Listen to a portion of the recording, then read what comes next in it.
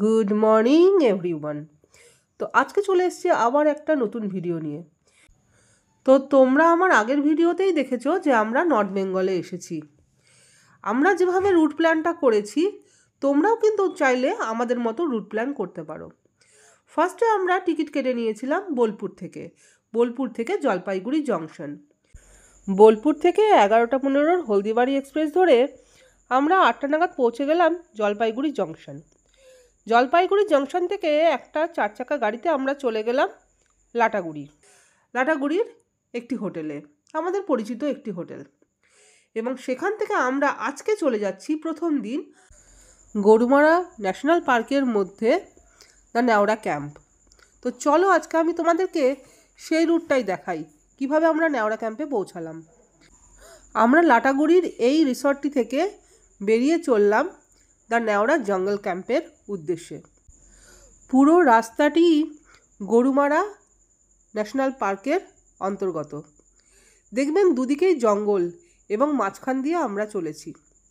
এবং যে রুটটা দিয়ে আমরা যাব আমি একটু পরে দেখাবো ভিডিওতে, তো সেই রুটটা দিয়ে কিন্তু সকলের যাওয়ার পারমিশন নেই। একমাত্র যারা ওখানে থাকবেন তারাই একমাত্র যেতে পারবেন, তাদের নিজস্ব গাড়ি ভাড়া করে অথবা নিজস্ব গাড়ি নিয়ে। দেখতেই পাচ্ছেন কি অসম্ভব গভীর জঙ্গল। আমরা সবাই চোখ কান খোলা রেখে চলেছি। এই বোধহয় হাতি বেরিয়ে এলো, এই বোধহয় কোনো বাঘ বেরিয়ে এলো বা কিছু দেখা গেল জঙ্গলের মধ্যে।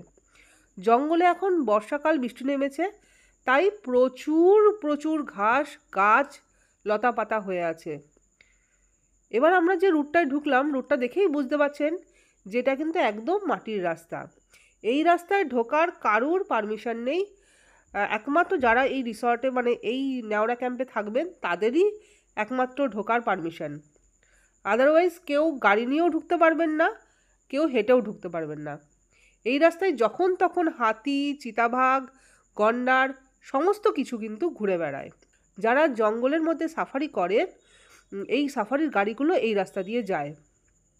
এই নেওড়া জঙ্গল ক্যাম্পটি ওয়েস্ট বেঙ্গল ফরেস্ট ডেভেলপমেন্ট কর্পোরেশনের অন্তর্গত। এটা ওয়েস্ট বেঙ্গল গভর্নমেন্টের ফরেস্ট ডিপার্টমেন্টের ওয়েবসাইটে গেলেই এখানে বুক করা যায়। যারা ভীষণ জঙ্গল প্রিয়, অর্থাৎ হাতি, বাঘ, গন্ডার বা সাপ, যে কোনো পশু বা জন্তু নিজের চোখে দেখে আনন্দ পেতে চান, তাদের জন্য এই জায়গাটা একদম বেস্ট।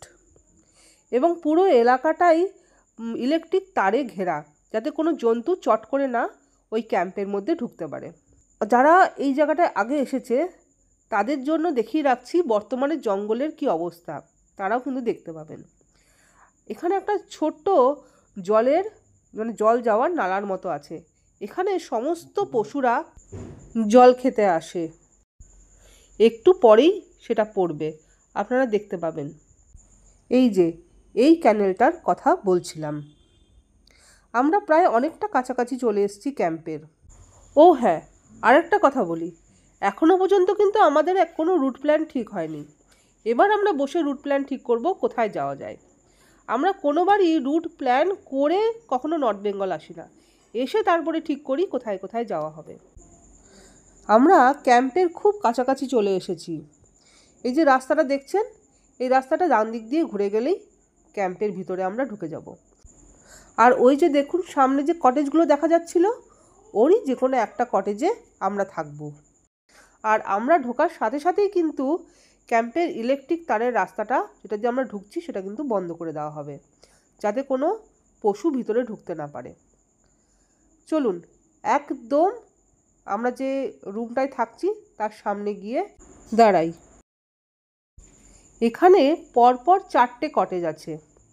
আমরা প্রেফার করি সবসময় লাস্টের কটেজটায় থাকতে, কারণ লাস্টের কটেজটায় থাকলে ফ্রন্ট ভিউ, সাইড ভিউ এবং ব্যাক ভিউ পুরোটাই জঙ্গল এরিয়ার। আর ওই যে পিছনে দেখা যাচ্ছে ওটা কিন্তু নেওড়া নদী, আর ওই কটেজটা থেকে ভীষণ সুন্দর একটা ভিউ পাওয়া যায়। সেই জন্য আমরা সবসময় প্রেফার করি লাস্ট কটেজটা। চলুন এবার চলে এসেছি। এবারে রুমে ঢুকে ফ্রেশ হয়ে চারিদিকটা একবার ঘুরে আসব, আর তারপরে আমরা বসে বসে ডিসাইড করব নেক্সট আমাদের রুট কি হবে, আমরা কোথায় কোথায় যাব। সাইট সিন, রুম ট্যুর এবং আমাদের পরবর্তী ট্যুর প্ল্যান নিয়ে আসছি নেক্সট ভিডিওতে। প্লিজ ভিডিওটিতে লাইক এবং আমার প্রোফাইলটিতে সাবস্ক্রাইব করে পাশে থাকবেন। Tata, bye bye.